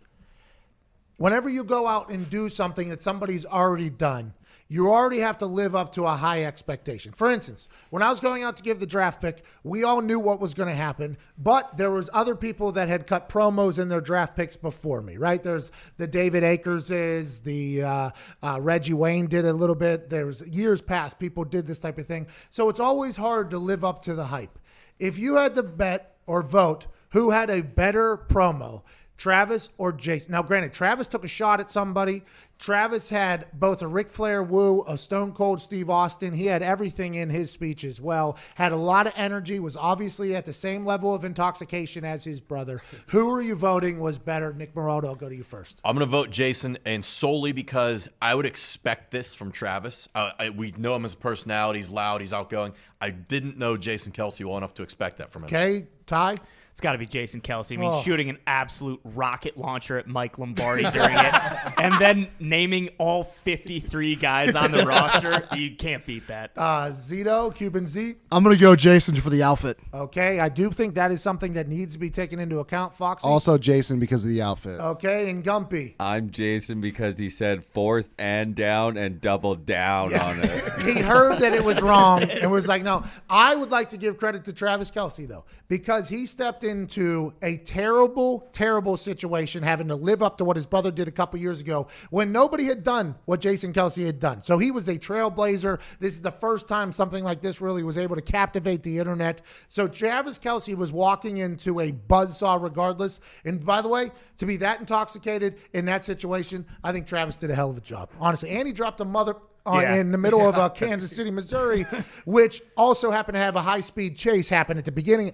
That parade started with a high-speed chase, like straight out of GTA, and it ended with Travis Kelsey dropping an MFer on every single news station in the surrounding area. I think that was one of the best parades in the history of the Super Bowl. We got to get to a break 35 minutes after the hour. On the other side, we get back, and we'll take some phone calls. We got Jacob, Brandon, Nate, and Timothy. That's a hell of a professional name there, Timothy. We'll talk to you first. And wrap up hour 2 on this beautiful February 6th. I'm happy for Travis Kelsey. That's not an easy thing to do, man. That's not an easy thing to do. Be like, hey, this guy's going to hype up an entire city just like his brother did 2 years ago. You remember that legendary speech he gave? His brother's going to do the same thing. That's a lot of pressure on a drunk guy. Yeah, whoever has to call the Colts pick for this next draft, tough spot. Put an orangutan back up there. This is the Pat McAfee Show. We're back on the other side.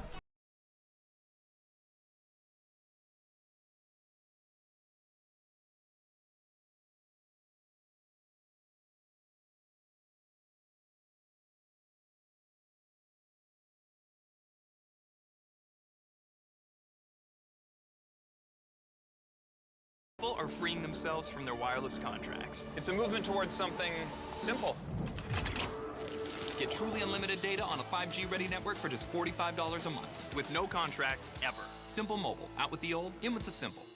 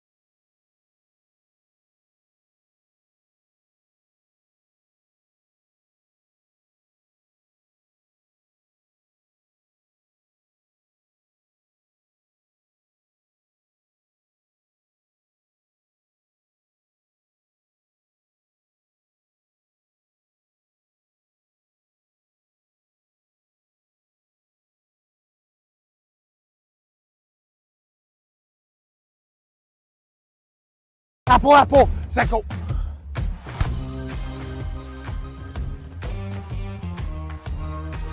Yeah, you got it. You got it. Yeah, you got it. Yeah, you got it. All right, let's see how easy it is to catch now with the boys.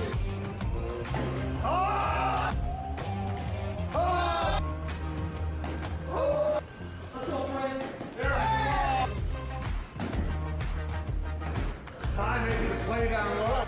All right, so you can throw the shit out of it and catch it. I think the XFL ball gets a big pass. By the way, I hit some bombs with it as well.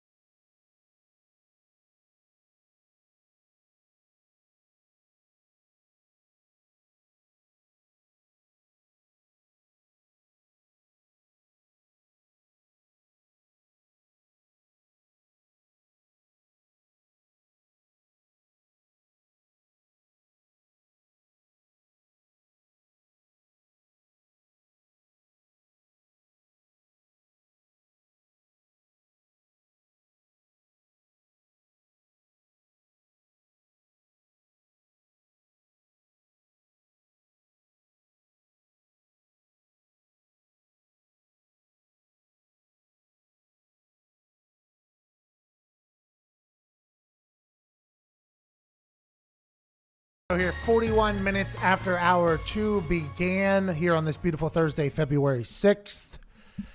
In the first hour, I made a comment about all these people saying it'd be weird to see Tom Brady in another jersey, and I compared it to the most comparable thing you could possibly imagine, which is Peyton Manning, who ended up leaving the Colts and going to the Denver Broncos. And everybody's like, well, it's different because Peyton was cut. Tom's choosing to leave. I was like, yep, 100% true, 100% true. Still remains. To be as a Colts teammate of his, he looked pretty good in the Broncos jersey. He won a lot over there. And if you ever see a picture of him on any network, it's normally him in a Broncos jersey, and that's a bit heartbreaking, I think, to me and everybody else in the When city. you Google Peyton Manning and go to images, it's all Broncos. Which is insane to me. Wild. I wonder if the Manning team did that. I wonder if the Manning team, if Archie was like, oh, they want to cut you, Peyton? I don't care how many statues they buy. I just call Google. Ain't nobody going to see you with a damn horseshoe. Tua, I guess, is rumored to be possibly an Indianapolis Colt next year. Mike Wells of ESPN, who covers the Indianapolis, said that the Colts are intending on moving from 13 to 3 in an attempt to get Tua. I have no idea if that's accurate. I don't know who would have told him that. That was his prediction. Oh, okay. Well, I can predict that they're going to get to 1 and get Joe. But the Colts do make sense, by the way. You have Jacoby Brissett on the roster for another year, right? He's a veteran quarterback. He's been in the Wolfpack behind Tom Brady. Let's assume that he's learned some things that he could potentially pass off to Tua. I think, and I still am under the belief that Tua should wait at least half a season to a season behind somebody, kind of watch them do it, a la Aaron Rodgers, a la Tom Brady, a la you name it. Quarterbacks that have had to sit behind a great and learn and kind of watch how it all goes before getting dropped into a dumpster fire. I think if Andrew Luck could have sat behind Peyton for he couldn't have. He couldn't have, because there wouldn't have been enough money in the salary cap to field a team, I don't think, with how much they had to pay Peyton and then bringing in Andrew Luck and then Reggie and all these. We had a lot of guys on the team. But if Andrew could have sat behind Peyton for a year, and no matter how good Andrew Luck's rookie season won, which was incredible, we went to the AFC Championship. He was breaking records. He was unbelievable in Bruce Arians' offense. But if he could have sat and watched Peyton Manning and how Peyton Manning directed the team, which is accountability to the coach, accountability to the general manager, the way things are run in the building, so that Andrew Luck can see and say, could have seen and said, oh, I'm allowed to tell people to do this. I'm allowed to say, hey, that is not how we do things around here. We're doing it this way. Instead, Andrew Luck and these young quarterbacks were put in this position, and still are, where they're supposed to lead and guide these 35-year-old men and tell people what it's supposed to be, and you've never been in the NFL. And to be honest, that's exactly what they're supposed to do. Adam Vinatieri and I both were attempting our best to leak information to Andrew Luck to tell him, like, hey, if you don't like the way something's going, you can change it whenever you want. And I think Andrew Luck was so nice. He was so talented. He was just focused on football. He didn't get a chance to see what Peyton was, which was basically a CEO of the team, which is what a quarterback automatically becomes. That's why if Tom Brady ends up anywhere, the whole building is going to get better. It's not just like, oh, is their offense going to be better? Yeah, I assume their offense will be good with Tom Brady. A quarterback is the greatest of all time. But just the entire building, that position is placed in such a position of power, in a position that is like automatically your leader. It's just one of those things where I think Tua will sit behind somebody, he'll get better. And if it's at the Colts, I'm very, very happy for that. And if it's with the Miami Dolphins, good for the Dolphins fans who have had to suffer through just so many years of suck to potentially get a face of their future after Ryan Fitzpatrick decides to retire when he's 65. Yep. I asked Ryan Fitzpatrick at Radio Row. There's a guy we got Starstruck for. Mm-hmm. I asked Ryan Fitzpatrick on Radio Row. I said, are you just going to play forever? And he said, what do you think? Timothy in Nashville, what's up, pal? Hey, Pat. Thanks for having me on. I appreciate it. Pat. Hello? Pat. Hello? Hello? Hello? Pat. Hello? Tim, come on! No, I'm right here. Hello? What do you want to talk about, I've man? been on. Yeah. Okay, sorry. Hey. We didn't hear you. Yeah, man, I'm sorry about that. All right. I hate those callers who don't answer. So, all right, man, I am in Nashville, Tennessee.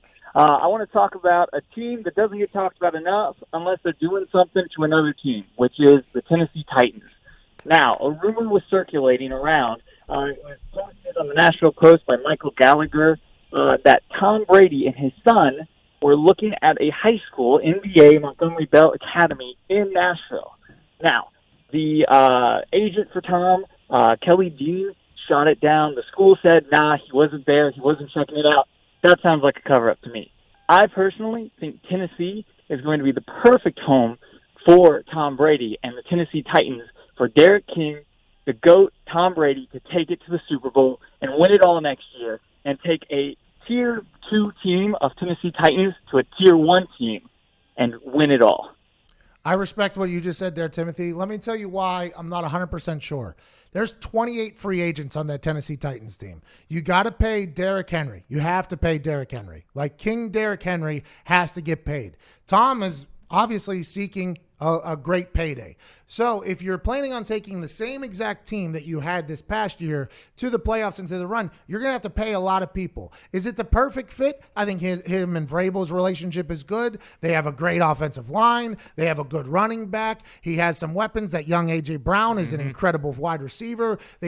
Do I think it's a good fit? Yes. I don't know how the finances work out, though. I'm not sure how the business side of it works out, especially because they got to pay 28 free agents. That's a lot of free agents on a team that got very good late. I don't know why you guys hate Ryan Tannehill so much. Yeah, he stunk whenever Adam Gase was his coach, but whenever he got to Nashville, when he got to the Music City, he became this outright superstar. I think he'll take a team-friendly deal and he'll be good. But I like Tom Brady, the Titans, as long as the business can work, which in my eyes it can't.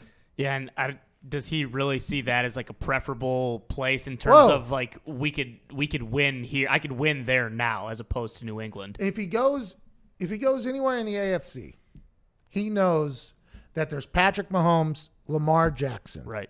There's these two. Now, if he goes anywhere in the NFC, he knows that Niners defense is there, right? So I think the NFC is much more open for the taking. I think, in my eyes, I might be wrong, and this might be just a what have you done for me lately type league. But if, let's say, Drew Brees doesn't come back to the Saints, Russell Wilson and the Seahawks still exist, but Clowney's a free agent. Aaron Rodgers, now there's another year in that offense, but I feel like if they don't figure out that whole rush defense, they're probably going to be in a problem.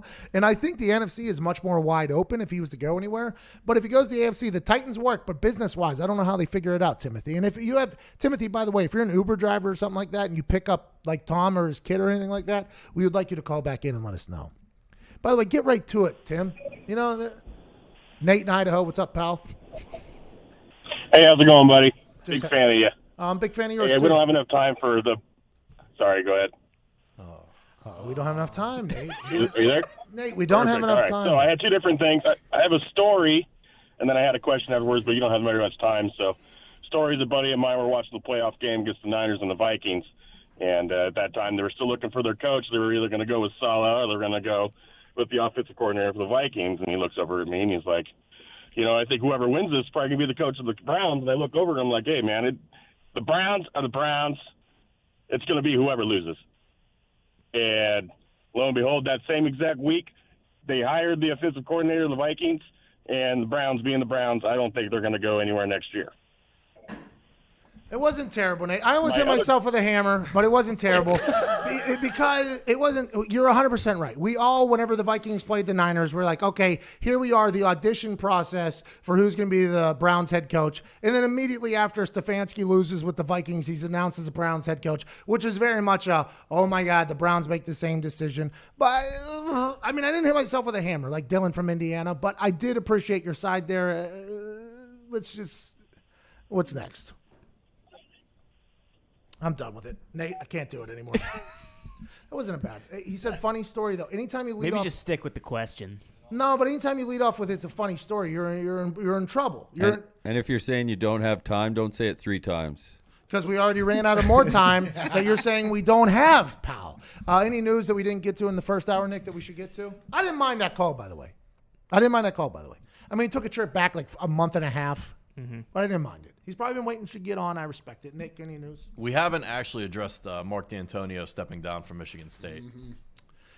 Well, what we do know about Michigan State is that this once storied university, okay, with a lot of great things, has been riddled with the worst PR that you could potentially think of having for a university.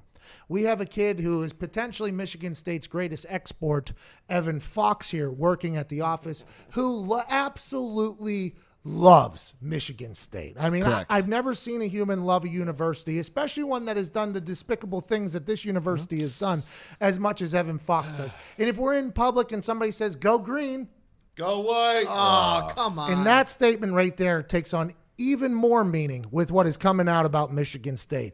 D'Antoni, they're selling in their gift store. You can look up the gift shop or the university store, things that they were selling to Michigan State. Just terrible decision to sell that. Looks bad, or maybe that's what they stand. Who knows? Then D'Antonio, who's supposed to be this crown jewel of Michigan State, it comes out that he just broke every single NCAA rule that you possibly could. Took a paycheck, and now he's gone. The only thing you guys got left is Izzo, and Izzo was yelling at the media just yesterday, which I appreciate and respect, but Michigan State is due for either a mighty comeback or absolute depletion, because they are almost at rock bottom like Evan Foxy was after he misses 6 straight jumpers for $6,000. Yeah, I love Mark D'Antonio. I will defend him. Michigan State football should never be good. They don't have the resources or recruits like Michigan or This Ohio school State stinks. But I will say, like you said, the comeback, the lead candidate, our guy Luke Fickell. So I hope that's who they hire. I don't know why Luke Fickell would take that job over the other jobs that he's been offered in the past, but if he Well, if wants they give him like $175 million, he might go. Come on. It was a great run up there at Michigan State. It was. It's all coming poop, poop, poop, poop, poop, crashing down every day that passes. Go green. Go white. Oh, come on. Nick, what else is next? Now that the NFL is done, NASCAR's back, baby. Cars on the track. Let's go. Daytona 500 next weekend. Really? Nick, what's going on? There was one guy that tweeted us to talk about NASCAR, so I had to make him feel good. Daytona 500 is next week? Who you got? Dale. I roll with the Intimidator, dog. Number 3. Forever and ever, amen. Let's go to Phil down there in Chattanooga. Phil, you getting all jacked up about the Daytona 500 down there in Chattanooga, Tennessee? No, I don't care about NASCAR. I care about NFL, MLB, NBA, all the good sports. Oh. And I got to ask if you saw part 1 of the Mike Vick 30 for 30. Okay, I did not see part 1. Well, I shouldn't say that. I saw like half of it, but it was on a TV at a bar. I didn't get to hear it. By the way, the only thing I saw was the highlights. I forgot what he used to do to humans. Now, granted, also, I think the world forgot about what he did off the field. I'm excited for part 2 tonight. I'm assuming that's what you're referring to? Yes, I also wanted to talk about Matt Ryan. It really made me miss Mike Vick because I'm sick of watching Matt Ryan's noodle arm throw all over the Love that guy. All right, we got 35 seconds left in the show. Mike Vick, part 2, 30 for 30 is tonight. I didn't see part 1. I should probably watch that first, but what a wild story. He did some terrible things. And by all accounts, I think he's tried to own up to him. Some people will never, ever forgive him. Paid Ever. for him, too. And today's show was a good one. Talked about the Kelsey brothers, talked about Tom Brady. We talked to Brian Westbrook about all things. We talked about baseball. I mean, look at us. We're really going for it. What a day. Beautiful Thursday. I hope you have an incredible rest of your day. I hope the next show is better than this one. It's been the Pat McAfee Show from Indianapolis, Indiana!